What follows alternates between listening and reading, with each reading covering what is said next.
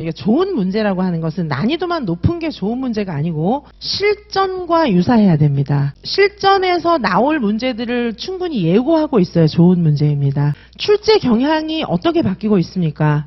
과거에는 계속 이어져 내려온 기출 중심의 유아교육의 주요 이론들, 지금은 이제 지식정보화 사회이면서 구성주의 사회이면서 아동 중심, 유아 중심, 그러다 보니까 시험 문제가 변화할 수밖에 없고, 그에 반해서 수험가, 노량진을 비롯한 전체의 수험가들은 과거의 향수에서 벗어나지를 못하고 있는 거예요. 수험생들은 뭘 압니까? 이제 공부를 시작하는데 모르잖아요. 새로운 출제 경향, 구성주의라든가 뭐 4차 산업사회라든가 지속가능한 발전이라든가 이런 거 보면 안 중요해 보이잖아요. 요즘의 경향성, 요즘의 추세는 바로 사고하는 겁니다. 예전에 중요하다고 생각했던 그 범위를 넘어서는 거예요. 대학교 수준이 아니고는 안목이 없어요. 옛날에는 그냥 교과서 딸딸딸딸 외워갖고 와서 딱 하면 됐었기 때문에, 근데 지금은 아니에요. 대학교 수준들 같은 경우는 이게 뭔지 너무 잘 알고 있고 이걸 예고할 수 있고 이런 것들을 문제화할 수 있잖아요. 일반인들은 문제화하지를 못해요. 자, 그래서 이걸 어떻게 왜곡해서 받아들이고 있냐 하면 사고는 무조건 문제 길이가 길면 돼. 이렇게. 서답식의 경우에 문제 길이가 길면 왠지 사고 유형처럼 보이잖아요. 그런데 그 문제를 읽었을 때 정말 사고할 수 있어야 됩니다. 근데 지금 수험과에서 수험생들을 골탕 먹이면서 놔두는 문제는 이게 문제 길이가 긴데 사고 유형이 아니에요. 골탕 먹이는 유형이에요. 이런 문제로 가득 채웠는데 수험생들은 모르잖아요. 이게 정말 속이 너무 치졸한 겁니다. 이렇게 할 거면은 그만둬야 돼요. 이 범위는 정말 중요한 것들을 교수들이 시험에 내는 거예요. 교수들이 수험생들을 물먹이려고 내는 게 아니에요. 정말 낼 만한 것들을 내는 건데 수험가에서는 사고형 문제를 낼 줄 몰라요. 첫 번째로는. 그 다음 두 번째로는 범위는 몰라요. 헤매고 있어요. 그러니까 이 사람들 눈에는 어떻게 보이냐면, 아, 구석에 있는 거 이제는 아무거나 내나 보다. 우리가 중요하다고 생각했던, 그러니까 기출에서 그동안 쭉 나왔던 중요하다고 생각했던 것들만 내는 게 아니고 이제 구석에 막 있는 거, 빈대 벌레 잡는 거 같은 거, 그런 것들을 교수들이 골탕 먹이려고 내나 보다. 경쟁률에 따라서 시험 문제를 변경시키는 게 아니에요. 그게 아니고 정말 중요하다고 생각하는 거, 교사가 꼭 공부해야 이런 교사를 뽑아야 된다고 생각하는 국가교육과정에 꼭 필요한 그런 교사를 뽑는 거예요. 넓은 벌판에서 빈대를 어떻게 잡아내요? 그건 말도 안 돼요.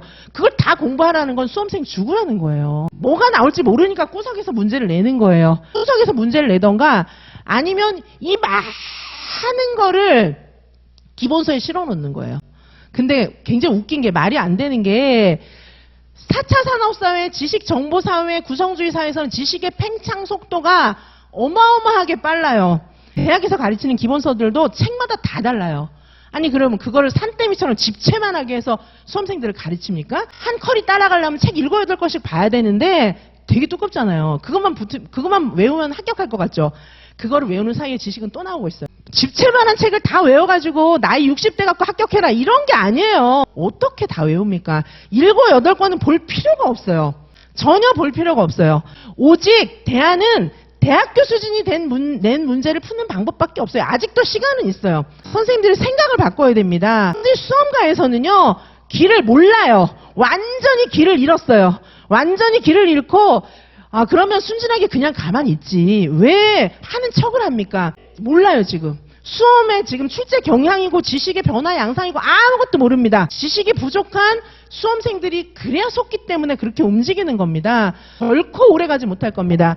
수험생들이 바보가 아니에요. 저는 선생님들을 정말 열심히 가르치지만은 수험생들을 무시하지 않아요. 이 면에서는 전부 다 상당히 현명하고 똑똑하고 배울 점 많은 분들이 대부분이라고 생각하고, 이분들이 시간 남고 돈 남아서 여기 나와 있는 거 아니에요. 선생님들 각자가 다 훌륭해요. 정말 조금만 열심히 하면 다 붙을 분들입니다. 거짓말이 오래가는 거 보셨으니까 거짓말은 결코 오래가지 못합니다. 수강생들 같은 경우에 초수로 붙은 분들도 많아요. 왜냐하면 이런 것들을 범위가 바뀐 거, 시험 범위가 바뀐 거, 그 다음에 사고형으로 문제가 바뀐 거, 이런 것들을 제대로 5차 문제를 통해서 훈련시켜 드리기 때문에 실제로 문제 적중도 많이 할 수밖에 없겠지만, 왜냐하면 생각이 같으니까, 출제진들하고 저하고 생각이 같으니까 문제가 적중할 수밖에 없어요. 대학 교수진들이 내는 문제니까. 불안을 안고 그걸 다 밤새도록 공부했는데 시험장 가서 울고 나옵니다. 저한테 전화가 와요, 실제로. 연락이 옵니다. 제 수강생 아닌 사람들. 저를 알고 찾아서 옵니다. 마음 답답하니까 전화 많이, 시험 끝나고 더 많이 옵니다. 자, 그리고 이제 제 수강생들은 전화 오죠. 그거 나왔어요. 시험 나왔어요. 잘 봤어요. 자, 그래서 선생님들 붙던지 떨어져도 억울하지 않게 떨어져야죠. 아, 이렇게 공부하면 내년엔 붙겠구나.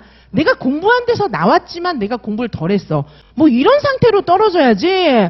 아, 시험이라고 하는 것은 운이구나. 공부 열심히 삽질한 데서 나오지 않는 게 시험이구나.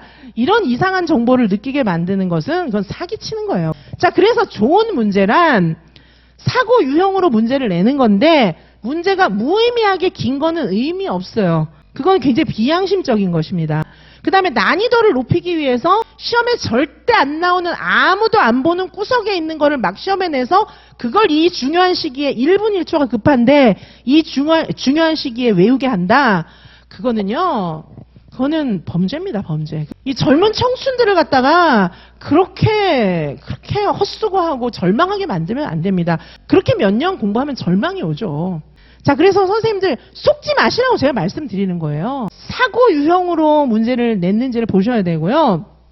범위를 확장을 시키되 의미 있어야 돼요. 확장시킨 범위에서 시험에 반드시 나와야 합니다. 그게 아니면 볼 필요 없는 거예요. 지금 수험가가 너무 거짓말치고 수험생들 지금 시험 얼마 남지도 않았는데 불안하게 하고 마음 흔들고 공부를 방해해요. 공부를 방해합니다. 제가 정말 진심으로 얘기하는 거예요. 쓸데없는 만남은 인생을 병들게 해요.